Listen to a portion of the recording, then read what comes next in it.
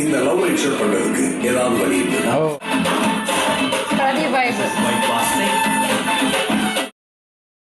Welcome back to enjoy JK. നമ്മൾ reaction ചെയ്യാൻ പോകുന്നത് LIK മൂവിയുടെ ഒഫീഷ്യൽ ട്രെയിലർ ആണ്. LIK മൂവിന്ന് LIK love insurance company. Love insurance company എന്നാണ് ഒരു രസത്തിന് എനിക്ക് തോന്നുന്നു കമ്പനി ഇട്ടാന്ന് തോന്നുന്നുണ്ടൊക്കെ രസത്തിന്.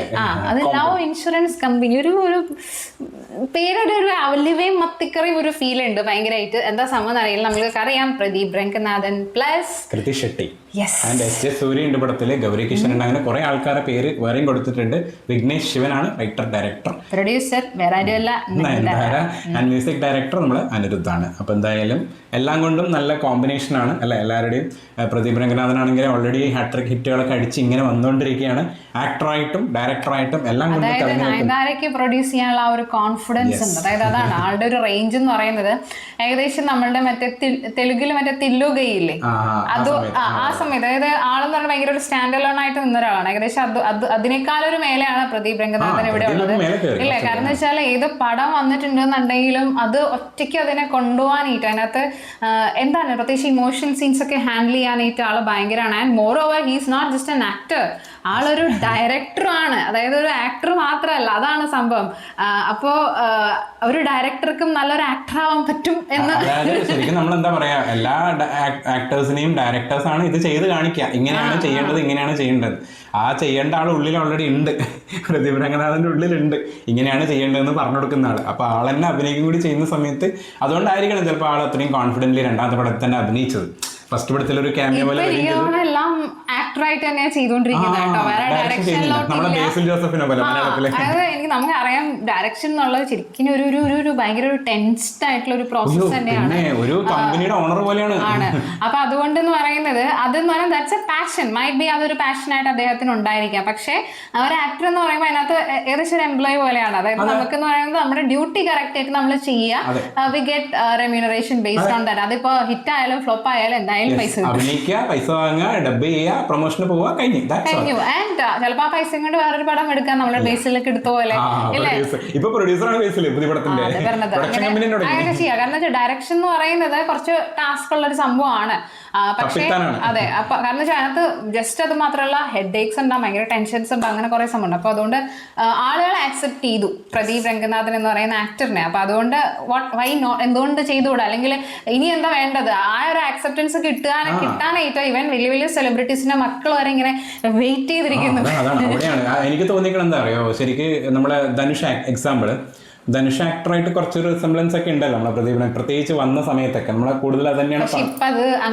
അല്ല, വന്ന സമയത്ത് അത് പറഞ്ഞായിരുന്നല്ലോ. അപ്പോൾ പണ്ടത്തെ ധനുഷിനെയാണ് നമ്മൾ ശരിക്ക് പ്രദീപിലൂടെ പിന്നീട് കണ്ടത്. ഇപ്പം പ്രദീപ് കംപ്ലീറ്റ്ലി ഒരു സ്വന്തമായിട്ടൊരു പേരുണ്ടാക്കി. പ്രദീപ് രംഗനാഥൻ എന്നുള്ളൊരു പേരിൽ തന്നെയാണ് ഇപ്പം, മറ്റേത് പറയുന്നില്ല നമ്മള്. അപ്പോ അതുകൊണ്ട് തന്നെ ഇപ്പൊ ഒരു താരതമ്യോ മറ്റേ സംഭവങ്ങളൊന്നും ഇല്ല. സ്വന്തമായിട്ടൊരു സ്റ്റാർഡം, അത് എനിക്ക് തോന്നുന്ന ആൾക്ക് വേറെ ഫിലിം ബാക്ക്ഗ്രൗണ്ട് ഒന്നും ഇല്ല എന്ന് തോന്നുന്നു അല്ലേ? കാരണം നമ്മൾ അങ്ങനെ കേട്ടിട്ടില്ല.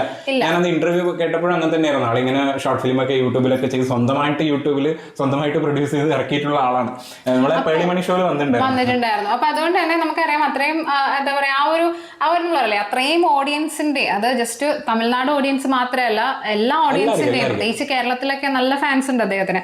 അപ്പൊ അവരുടെയൊക്കെ ആ ഒരു ആക്സെപ്റ്റൻസ് കിട്ടുക എന്ന് പറയുന്നത് it's not a small thing. അപ്പൊ അത് കിട്ടിക്കഴിഞ്ഞപ്പോ എന്താ പറയാ നമ്മൾ അറിയില്ലേ ആ ഒരു ആ എടുക്കുന്ന റോളും കുറച്ചൊരു എന്താ പറയാ റോളാണ് ചെയ്യണത്. ഒരേ സമയം നമ്മൾ ഇഷ്ടപ്പെടുത്തും ചെയ്യും, വെറുപ്പിക്കും ചെയ്യും. അങ്ങനത്തെ ടൈപ്പ് ക്യാരക്ടർ പണ്ടത്തെ ലാലിന്റെ കുറഞ്ഞ വേഷം. അതായത് നമുക്ക് ചിലപ്പോ തോന്നി ഇവൻ എന്തെന്നാണ് ഈ കാണിക്കുന്നുള്ളൊരു ഫീലും വരും. അതേസമയം എന്തിലോട്ട് ഇത് എന്തിനാണ് കാണിച്ചെന്നുള്ളൊരു നല്ല ഗുഡ് സാധനം കൊടുക്കുകയും ചെയ്യും. പിന്നെ ഒരു ഇമോഷണൽ സംഭവം എന്തായാലും ഉണ്ട്. അപ്പൊ അതും നന്നായിട്ട് ഹാൻഡിൽ ചെയ്യാൻ നമുക്ക് അറിയാം. നമ്മൾ പല പടത്തിലും കണ്ടിട്ടുണ്ട് അദ്ദേഹത്തിന്റെ തന്നെ. അപ്പൊ എന്തായാലും കാണാം. റെഡി? നമ്മൾ ലാസ്റ്റ് ഇറങ്ങിയ പടമാണ് കാണാണ്ട് പ്രദീപിന്റെ. ബാക്കി ഡ്രാഗൺ കണ്ടു, മറ്റേതും കണ്ടു. ലാസ്റ്റ് ഒരു പടം ഡ്യൂഡ് കണ്ടില്ല. ഡ്യൂഡ് അത് കണ്ടില്ല. ആ പടം കണ്ടില്ല. അയ്യോ, ആ പടം മറ്റേ ഇവളുടെ അല്ലേ ഇത്, മമിത ബൈജുന്റെ. മമിത ബൈജു മറ്റേ പടം ശരത് കുമാർ ഒക്കെ വരുന്നത്. ആ പടം കണ്ടില്ല. അത് കണ്ടില്ല. അത് കുറച്ചു മേലെ പോയായിരുന്നു. ഇമോഷനൊക്കെ ഉണ്ടെന്ന് കുറച്ചധികം എന്തൊക്കെയോ ഉണ്ട് അതിനകത്ത്. തുടങ്ങാം. நம்ம லைஃப்ல இதெல்லாம் மிக மிக முக்கியம். அதெல்லாம் இன்ஷூர் பண்ற இந்த உலகத்துல இந்த லவ் இன்சூர் பண்றதுக்கு ஏதாவது வழி இருக்குதா? ஆனா இப்ப இருக்கு. Love insurance. Love insurance company. ഓ ഓ யார் கூட சேர்ந்தா நைஸ், யார் கூட சேர்ந்தா நாய்ஸ், நீ ஆப் கண்டுபிடிச்சு சொல்லு. ആപ്പ് ஆண்டவன் மாதிரி லைஃப்னால நான் சந்தோஷமா இல்லைன்னு ஒருத்தன் கையத்துக்கு சொல்லிட்டு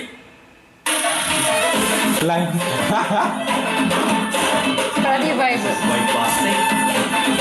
நம்ம லைஃபோட வாய்ஸே அவர் தான் சார்.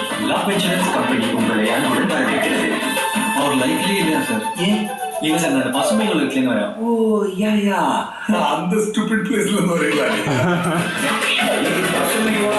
அலைவேசி சமூக வலைத்தளங்களின் தாக்கத்தினால் நிம்மதி இழந்தோருக்காகவே உருவாக்கப்பட்ட தன்னார்வலம் சிறைச்சாலை. மூஞ்சு மாதிரி மூஞ்ச வச்சுக்கிறா, யார் மூஞ்ச பார்த்தும் பேச மாட்டேங்கிறா. நான் நோமோபோபிக் பொண்ணா அது நம்மளெல்லாம் நம்ம அப்பா பண்ண வளர்த்துக்கிறாரோ ஆனா அதுவே போன் தானே வந்துச்சு. ஒரு லைக் ஒரு ஷேர் வாங்குறது எவ்வளவு கஷ்டம் தெரியுமா? திமா எனக்கு எப்பவுமே ஹாப்பியா பார்த்துட்டே இருக்கும். அதுக்காக என்ன வேணும் பிரிக்கா லைஃப்க்கு என்ன திமா தெரியும்? லைக் எல்லாம் தெரியுமா? ഓ വേറെ ലെവല് வைவாசும் தீமாவும் சேர்றதே கூடாது. ആപ്ലിക്കേഷൻ ഇപ്രാവശ്യം ആ எனக்கு தெரியும்டா. മറ്റേതുപോലെ கரெக்ட்.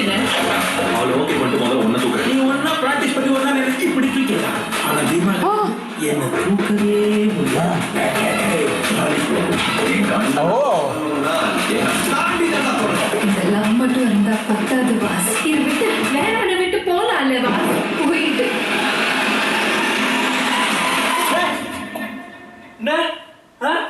நான் முதல்ல வந்து ஜாதியில ஒத்துக்கல, ஜாதகத்துல ஒத்துக்கல, வீட்டுல ஒத்துக்கல, நாட்டுல ஒத்துக்கல, ஊர்ல ஒத்துக்கல, தெருவுல ஒத்துக்கல, அப்பா ஒத்துக்கல, ஆத்தா ஒத்துக்கலன்னு சொல்லியிருந்தீங்க. இப்ப இந்த ஆப் ஒத்துக்கலன்னு சொல்லி பிரேக்கப் பண்ணிட்டீங்களா? இந்த டிசைன் டிசைனா யோசிப்பீங்களா? ഇപ്പൊ ആപ്പ് வாத்தா വൈബ് இந்த ஒரு ஆப்பாலையும் பண்ண முடியாதுன்னு அதோட ப்ரூவ் பண்ணி காட்டுறேன். இது உனக்கு கரெக்ட்லடா தம்பி. இந்த ஒரு ஸ்கொயர் ஃபீட் கரெக்டா இருந்தா சுத்தி இருக்கிற மொத்த ஏரியாவும் கரெக்டா தான் இருக்கும்.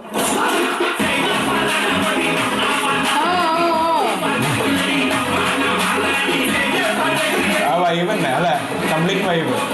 ഏപ്രിൽ 10th നാളെയാണോ 10th അല്ലേ? നാളെയല്ലേ? നാളെയല്ലേ റിലീസ്? അതെ നാളെയാണ് 10th. അതെ നാളെ ഇന്നല്ല ഇലക്ഷൻ 9th. 9th ആണോ? മുന്നിൽ തന്നെയാണ് സംഭവിക്കുന്നത്. Thursday 9th ഇന്നാണ്. യെസ്, നാളെ നാളാണ് പടം ഇറങ്ങാൻ പോണത്. വേഗം ഇടണം അല്ലെങ്കിൽ പിന്നെ കാര്യമില്ല. സംഭവം എനിക്ക് മറ്റേ പടം ഭയങ്കരമായിട്ട് ഒരു കണക്ഷൻ തോന്നിയിട്ടുണ്ടായിരുന്നു. പ്രദീപ് രംഗനാഥിന്റെ ഡയറക്റ്റഡ് മൂവി എന്തായിരുന്നത്? മറ്റേത് ആദ്യത്തെ പടം, ആദ്യത്തെ ഡയറക്ഷൻ പടം. പടത്തിന്റെ പേരെന്താ? ഹായ് സൊന്നാ പോതും പടത്തിന്റെ പേരാ. കോമാളി. ആ കോമാളിയുടെ ഭയങ്കര ഒരു വൈബ് അതിനകത്താണെന്നുണ്ടെങ്കിൽ ഭയങ്കര ഒരു ആ ഒരു ഫോൺ സംഭവം അല്ലേ അതിനകത്തുള്ളത് അല്ലേ? കോമാളിയിലല്ല ഫോൺ സംഭവം. കോമാളിയിൽ മറ്റേത് കോമയിലോട്ട് പോയിട്ട് പുതിയ ടെക്നോളജി ഒക്കെ വരുന്നത്. ടെക്നോളജിയിലോട്ട് അഡാപ്റ്റ് ചെയ്യാൻ കഷ്ടപ്പെടുന്നത് പണ്ടത്തെ ആള് 90s വൈബ് ആൾക്കാർ. പക്ഷെ അല്ല, കുറച്ചും കൂടി അടിച്ചത് മറ്റേ പടത്തിന്റെ രണ്ടാമത്തെ പടത്തിന്റെ നമ്മള് റിയാക്ഷൻ ചെയ്തത്. നമ്മൾ ഇവാനൊക്കെ അഭിനയിച്ച മൂവി. നിങ്ങളുടെയൊക്കെ പേരെന്താ? പടത്തിന്റെ പേരാണ് ലവ് ടുഡേ.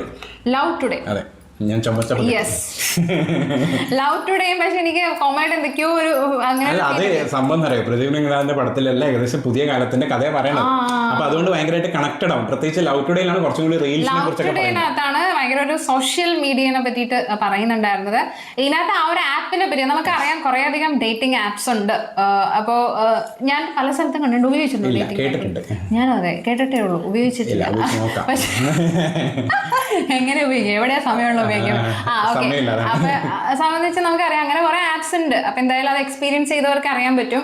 അപ്പൊ അതിനകത്ത് ചിലപ്പോ മറ്റേ ഇങ്ങനെ പരസ്യം കാണാത്ത നമ്മളെ റീലെ കാണുമ്പോൾ നിങ്ങളുടെ ജീവിത മറ്റേ അതല്ലോ ജീവിത പങ്കില്ല നിങ്ങളുടെ പാർട്ട്ണറെ കണ്ടെത്തും എന്തോ ഒരു സംഭവമൊക്കെ വരാറുണ്ട് കേട്ടോ. അപ്പൊ ഞാൻ ആലോചിക്കുന്നത് എന്റെ ശരിക്കും ഡേറ്റിംഗ് ആപ്പ് എന്താ സംഭവം എന്നൊക്കെ. പക്ഷെ ഇതിനകത്ത് എനിക്ക് തോന്നുന്നു അങ്ങനത്തെ ഒരു എന്തൊക്കെയോ പറയുന്നത്. അതായത് പണ്ടെന്ന് പറയുന്നത് നമ്മള് പ്രദീപനെ പറയുന്നുണ്ട് ജാതകം പിന്നെയാണ് അത് ഐക്കോണിക് സാധനമാണ് പ്രദീപ് രംഗനാഥന്റെ. കാരണം അദ്ദേഹത്തിന്റെ പടത്തിനകത്ത് ഇങ്ങനെ ഒരു ഫാസ്റ്റ് ആയിട്ടുള്ള ഒരു വൺ ഷോട്ട് ഡയലോഗ് എന്തായാലും ഉണ്ടായിരിക്കും.